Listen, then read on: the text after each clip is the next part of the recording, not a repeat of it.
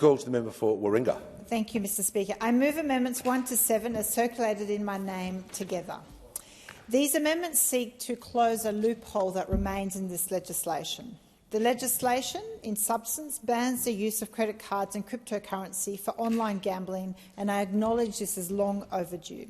This bill delivers on the government's April commitment and implements Recommendation 2 of the Parliamentary Joint Committee on Corporations and Financial Services. Some 80% of Australians believe gambling with credit cards should be restricted or banned.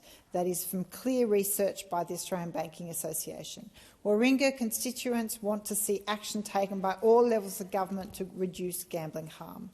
I should note, concerned at the slow implementation of recommendations from that joint standing committee, including the recently the name of that report, You Win Some, You Lose Some, inquiry from June 2023.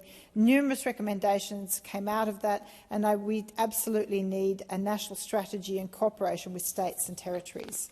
We know through COVID that gambling took on a whole other dimension, and it had a significant impact on communities, and we saw a huge increase in online gambling, and the government is only just catching up. So it is really important that when we are addressing use of credit card in relation to gambling, that we do so in relation to all forms of gambling, including lotteries, which may lead to addicts engaging with unsecured and small creditors such as payday lenders, pawnbrokers and using family members. Well, so this bill is welcome, because it prevents people from gambling money on credit, money they do not have. But it fails to close all the loopholes, thus undermining its efficacy. The use of credit cards for online lotteries should also be banned. And this is what these amendments go to. The Financial Counselling Australia noted recently that lotteries are now operated by corporate giants with multi-million-dollar salaried executives, mega profits and online platforms. They have a slick online marketing model with tickets available 24/7. Keno Go's online lottery offers a draw every 3 minutes. Keno Go is showing us the future of lotteries, where it is possible to buy a $20,000 basket or more every day of the week, and this will be able to be done so on credit cards unless we close this loophole. This is a product that will cause some people to lose their homes and relationships. The Alliance for Gambling Reform echoes these sentiments. They also oppose the carve-out for online lotteries, and the harm from online lottery and keno products is being understated.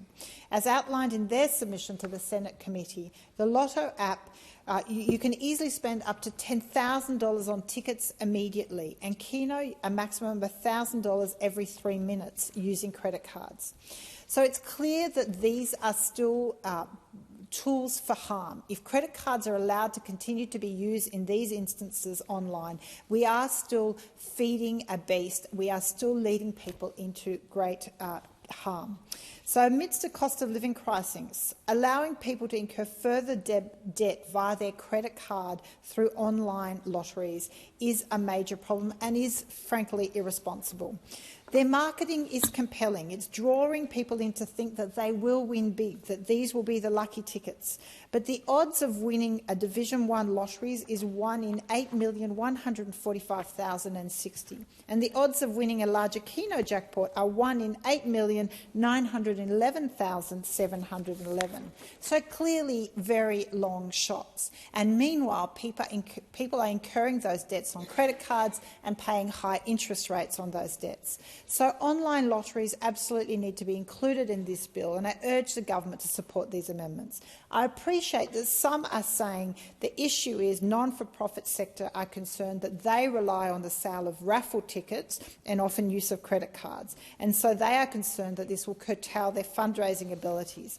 But I would say to the minister that the problem is classifying online raffles, for example, in the same category as these big multinational slick marketing campaigns, Lotto and Keno, is very dangerous. So I ask the minister is here to either support this amendment or tell this place and the Australian people what the government will do to protect addicts, gambling addicts, from excessive spending on their credit cards for online lotteries and Keno products.